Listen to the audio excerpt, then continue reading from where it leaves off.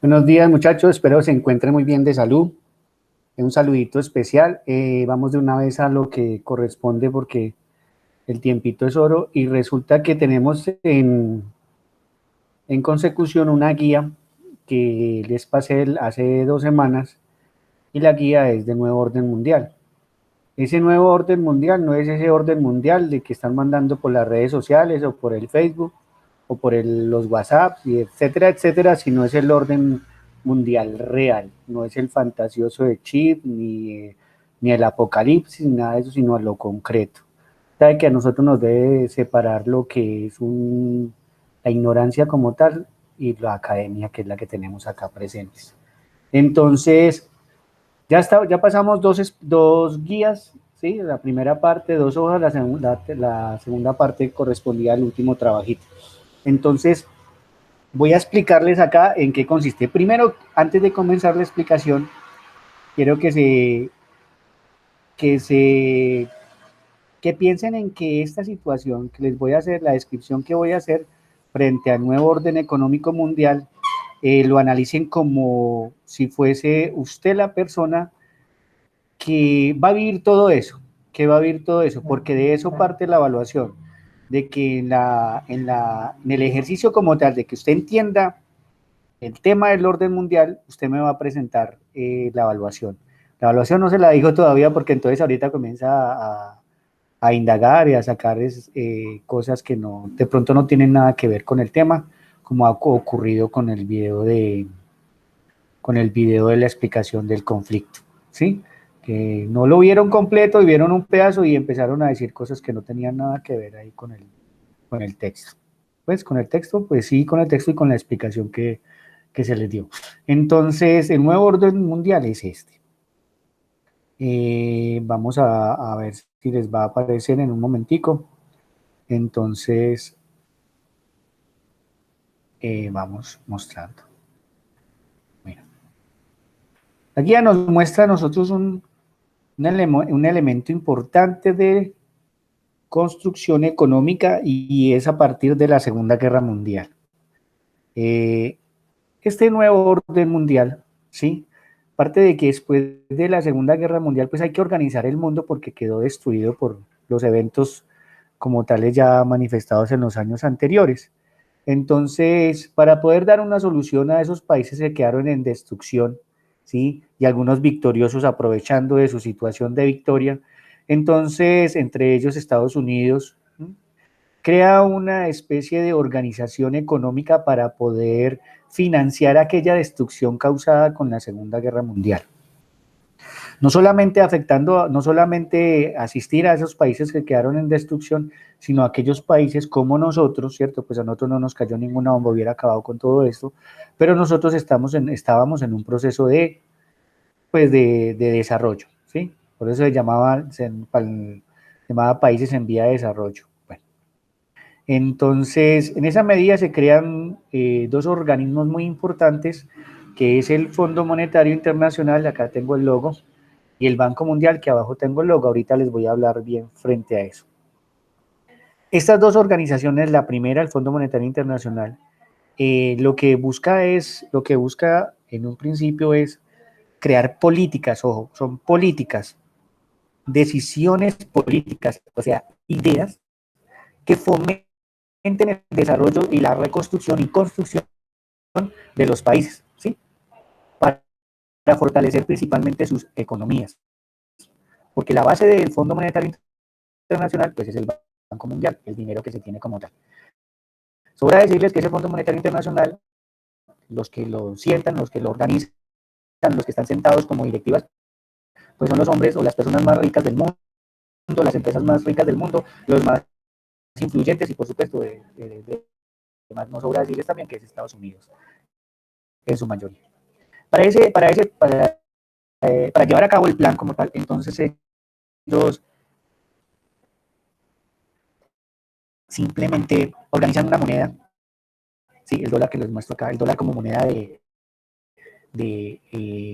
comercio en el mundo, o sea, tanto para comprar como exportar, importar, comprar y vender, se hace el cambio a través del dólar.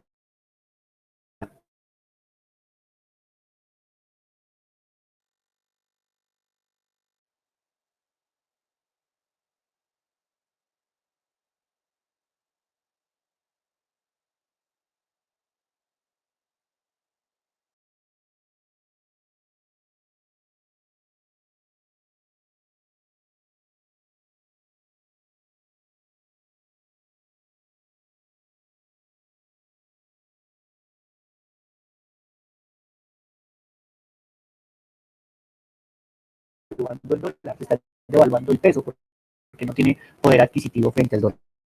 ¿Sí? Cuando el dólar está a bajo precio, hablemos de 1.500, 2.200, etcétera, estamos hablando de revaluación.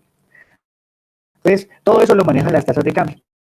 ¿Sí? La tasa de cambio en nuestro país. Cada país es independiente de eso.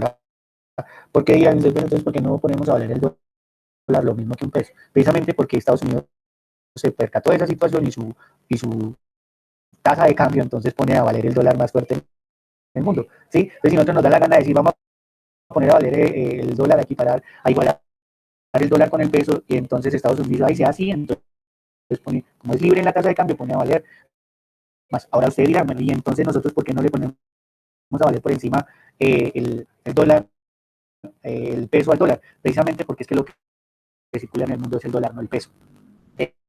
Eso se cuida. Entonces, hacer circulación del dólar, ese es el que manda la parada. Sin embargo, países se dieron, bueno, la estrategia que estoy contándoles acá, entonces, que tal vez ustedes pensaron, quienes de la Unión Europea se juntaron países de Europa y sacaron en una contraprestación al dólar, ¿sí? El euro.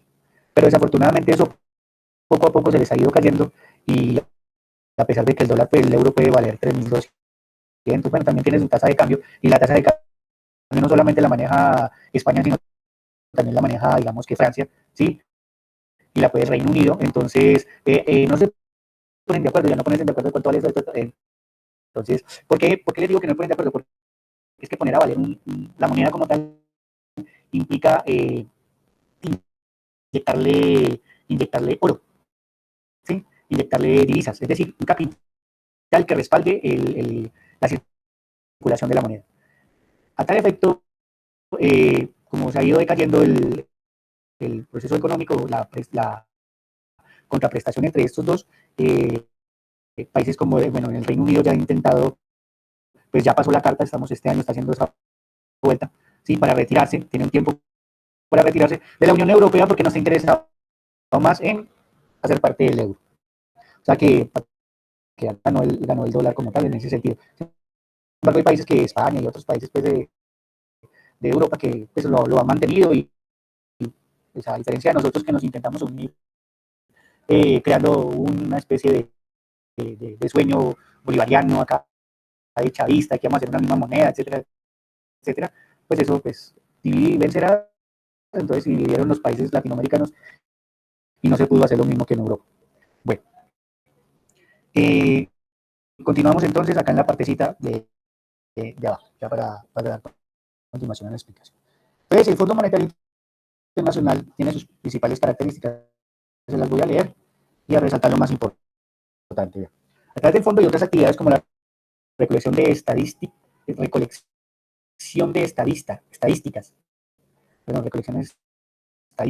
y datos, monitoreo de las actividades económicas de los países miembros y la demanda de políticas concretas, el Fondo Monetario trabaja para mejorar la economía de los países miembros. Los objetivos proclamados por la organización son promover la cooperación monetaria internacional, el comercio internacional, reducir la desocupación, conseguir tasas de cambio sustentables, lograr crecimiento económico y otorgar razonablemente recursos a países miembros en dificultades económicas.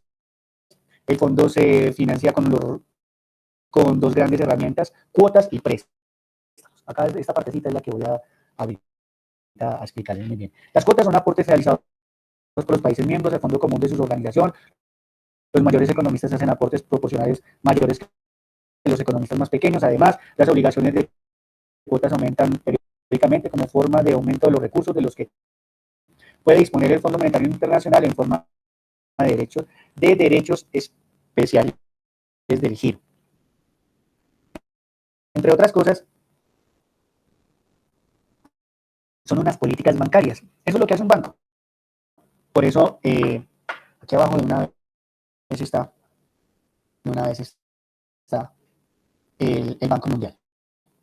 Pero la relación de esto es pura política, es sencillita. Esos dos son una sola cosa. Diferente logo, pero la situación es que este de acá es la política, esta es la política del Fondo Monetario Internacional, que se guía bajo los préstamos a los países que necesitan dinero, ¿sí? Casi ningún país está excepto de eso. Inclusive el mismo Estados Unidos pide plata prestada al Fondo Monetario Internacional. Pero ¿para qué es? Principalmente los dinero que se pide prestado al Fondo Monetario Internacional, ¿sí? Es para invertir en infraestructura, en la creación de empresas, mejorar vías, mejorar aeropuertos, o sea, todo es un desarrollo industrial, ¿sí? Para crear empresa también lo hace, pero no hacia, no he visto, pues no he visto de que ese dinero se preste para, si vamos a apoyar una multinacional, no. La multinacional pide dinero prestado a bancos privados, ¿sí? Digamos al Grupo Aval, ¿cierto? Una multinacional pide dinero prestado, pero los países piden prestado dinero al Banco Mundial. En esa medida, entonces, el Banco Mundial presta el dinero teniendo en cuenta las directrices del Fondo Monetario Internacional, quien analiza el número de cuotas por las cuales se va a dar ese préstamo, ¿sí? Y el tiempo que se le va a prestar el dinero. Ahora, muchas condiciones mueven el Fondo Monetario Internacional, muchísimas condiciones. Una de esas, de la banca, de la gente que analiza el dinero que se va a prestar, es que los países que van a pedir el dinero prestado, pues tengan la capacidad de pagarlo, ¿sí? Y entonces una de las políticas que se lleva a cabo en los países latinoamericanos es que se le garantice al Banco Mundial el pago de ese dinero que se presta. Es decir, eso funciona de la siguiente forma. Colombia necesita hacer la doble calzada, digamos que Pereira Chocó, ¿cierto? Entonces vamos de Pereira Quibdó, doble calzada. Entonces, la plata como tal no la pagan los impuestos ni los chocuanos ni los pereiranos, ni mucho menos los recorridos que se hacen de aquí por allá. La gente de la Virginia pues no tendrá cómo pagar el impuesto de la carretera. Pero ese dinero sí sale de un préstamo, una solicitud que harían los gobernadores hacia la presidencia, y la presidencia lo analizaría para hacer la solicitud al Banco Mundial para que le presten el dinero para hacer esa doble calzada Chocó, Pereira Quibdó. Es la misma situación que está prestando con el metro de Bogotá. No hay plata para el metro, pero sí se pide la plata prestada. Ahora, ¿cuál es la condición de la garantía del pago de ese dinero? ¿Cómo se garantiza? Reduciendo el gasto del Estado. ¿Cómo se reduce el gasto del Estado? Pues no dando tanto subsidio. ¿Y cómo no se da tanto subsidio? No dando subsidios a la gasolina, no dando subsidios a los servicios públicos, no dando subsidios a los alimentos. ¿Cómo se fortalece la prestada de ese dinero? Pues que suban impuestos para poder recaudar el dinero que se tiene que pagar por los préstamos hechos, ¿sí? Entonces por eso aparece el IVA, el incremento del IVA, por eso aparece la gasolina todos los días más cara, por eso aparece el sub y baja de los precios del consumo, por eso aparece el 4 por mil, etcétera, etcétera, porque es una política no propiamente colombiana, sino una política propiamente mundial, ¿sí? Entonces la garantía de que nos presten el dinero es aplicar esas políticas de no, de dejar el paternalismo, dejar de ayudar a las personas y que se pueda pagar eso. Entonces, entre otras cosas, eso termina muy sencillo. Cambiamos la comida por una carretera doble calzada Pereira Quibdó, ¿sí? Entonces, todos terminan endeudados en una situación, no solamente los que están acá, que recibirían ese beneficio de la doble calzada, sino la misma gente de la Amazonas estaría pagando eso cuando va a comprar una libra de arroz. Bueno, otra situación para analizar de esto, el nuevo orden mundial planteado en la guía es la siguiente. Debido a eso, el Banco Mundial, ¿cierto? El Banco Mundial tiene unas directrices establecidas para el préstamo de ese dinero. Y ese dinero que se presta, pues se tiene que pagar de una u otra forma, ¿sí? Se tiene que pagar con unos intereses. Eso es como cuando, es, digo yo que pensaran que cuando comencé la explicación trataran de verlo como algo personal. Usted va a ir a pedir una plata prestada y cuando usted va a pedir esa plata prestada le ponen unas condiciones a 12, 36, 48, 72 meses, ¿cierto? O sea, 72 cuotas. Usted mira, entre más larga sea la cuota, entre más largo sea el recorrido de pago, pues más dinero le va a dar usted al Banco Mundial y más intereses va a pagar, ¿sí? Intereses. Nosotros venimos pagando intereses y plata prestada desde 1903.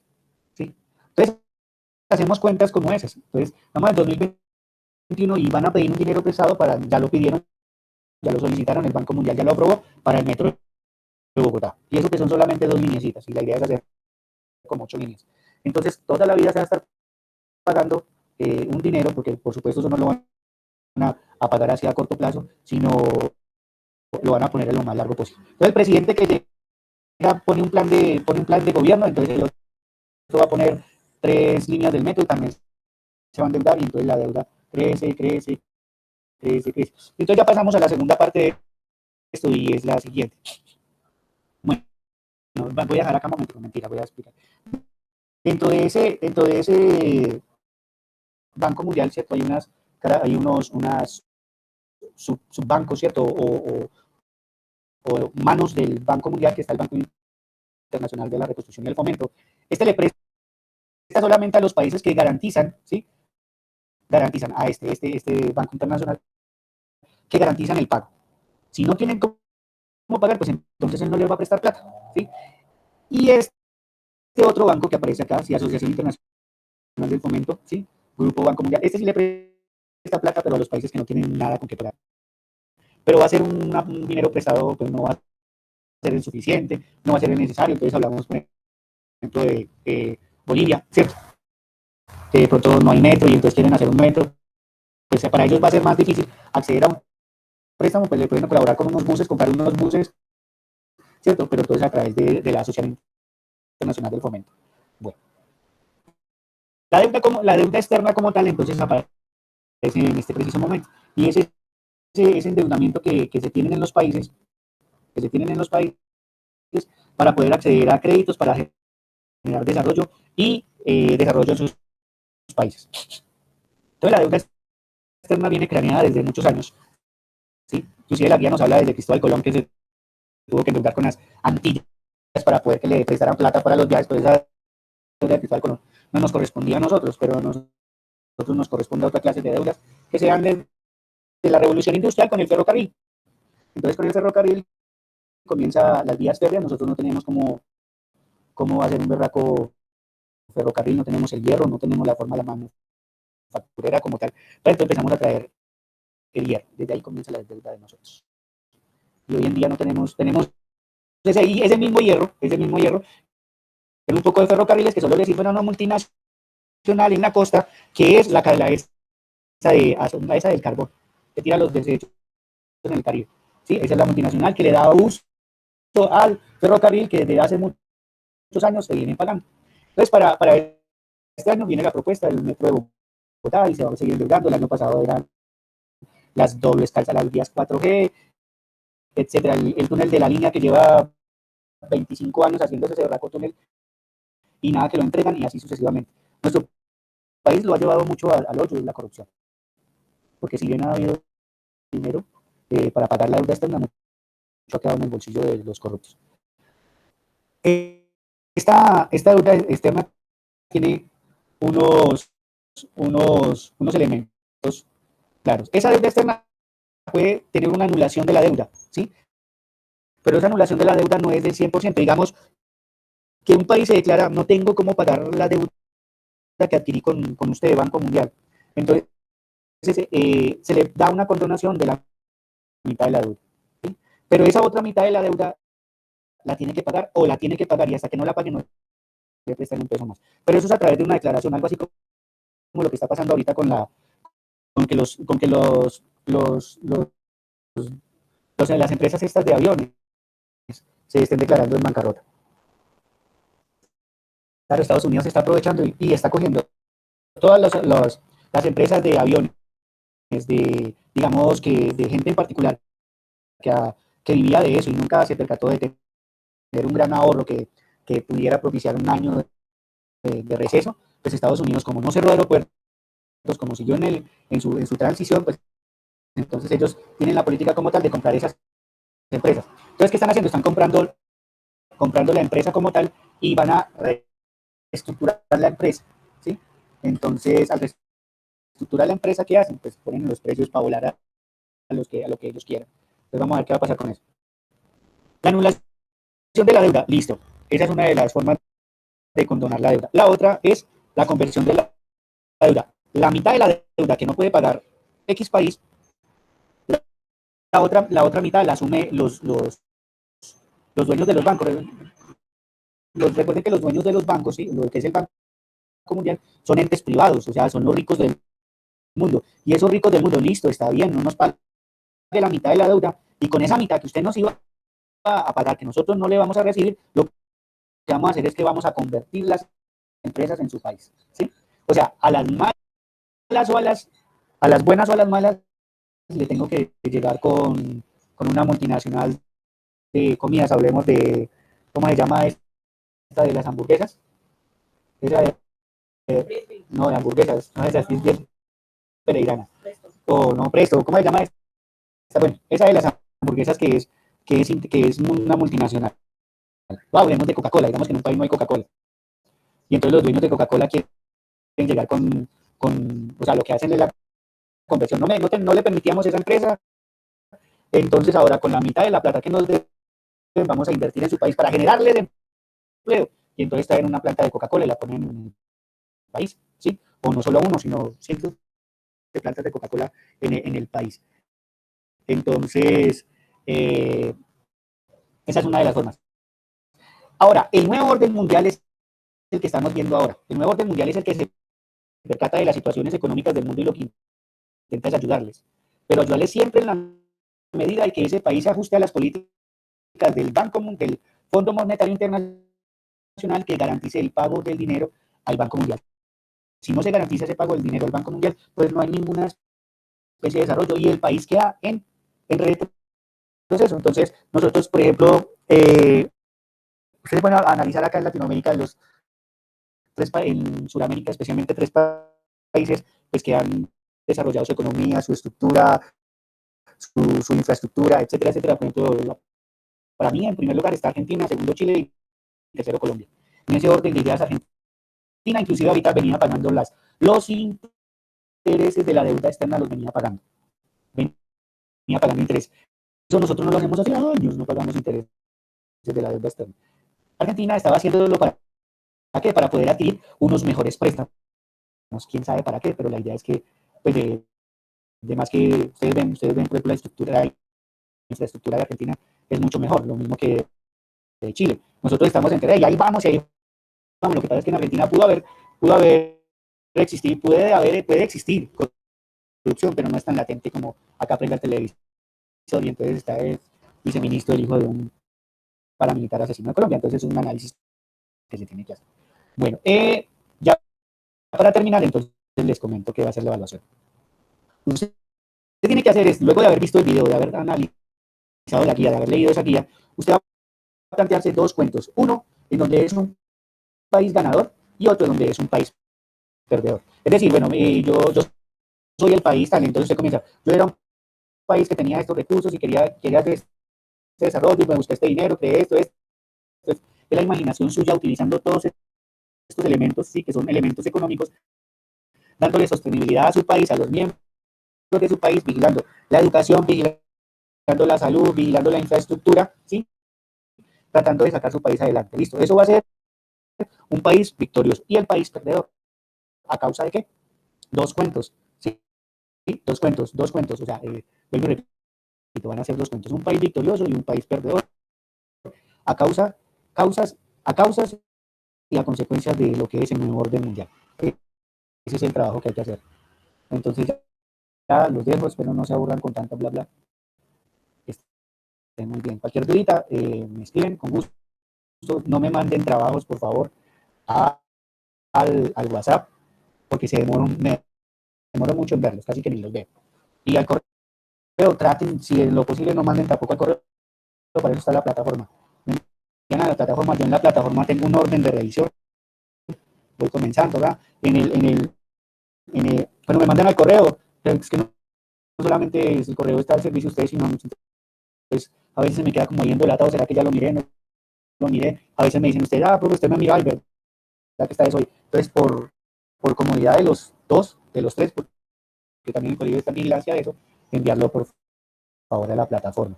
Ya ahí dicen, a veces me dicen, no, es que la plataforma no carga, eso ya es diferente porque yo ahí mismo me voy y lo reviso. De resto no. Entonces, buen día, ojalá les rinda el trabajo, que estén muy bien.